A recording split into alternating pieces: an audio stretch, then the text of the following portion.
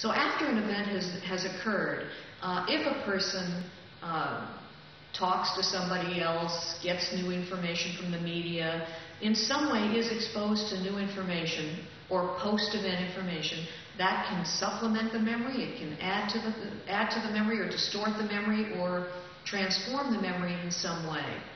And we call that phenomenon the misinformation effect. When new information becomes available and it's misleading, it can contaminate the recollection. One example of a study that shows that post-event information can contaminate memory is a study that we did in which we showed people a simulated accident in which a car goes through a stop sign at the intersection. Later on, we questioned some of our witnesses in a misleading way. We asked them a leading question that suggested it was a yield sign, not a stop sign. And what we found is that under certain conditions, as many as 80% of our subjects would claim that they saw the scene with the yield sign instead of the stop sign. That this misleading question could alter people's recollection for the sign that they actually saw at that intersection. And this is an example of how misleading post-event information can contaminate somebody's recollection, can change the memory for a detail about an event that the person actually did witness.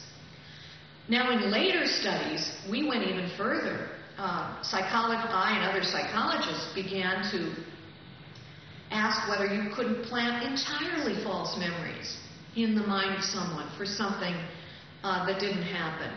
And we developed a method where we convinced people that they had an experience as a child that would have been at least mildly traumatic if it had happened.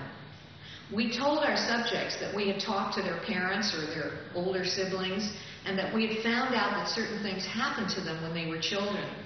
And we then fed them some true experiences, things that really did happen according to the parents. And then we fed them the false information. You were lost in a shopping mall when you were 6 years old.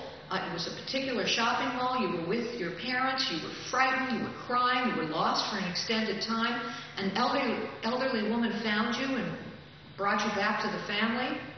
And we were able, through 3 suggestive interviews, to convince about a quarter of our sample that they had had this experience that we had completely made up with the help of their family members. So with this Lost in the Mall study, we were able to show that you could not just change a detail here and there in a memory, but you could actually plant an entirely false memory in the mind of someone for something that didn't happen.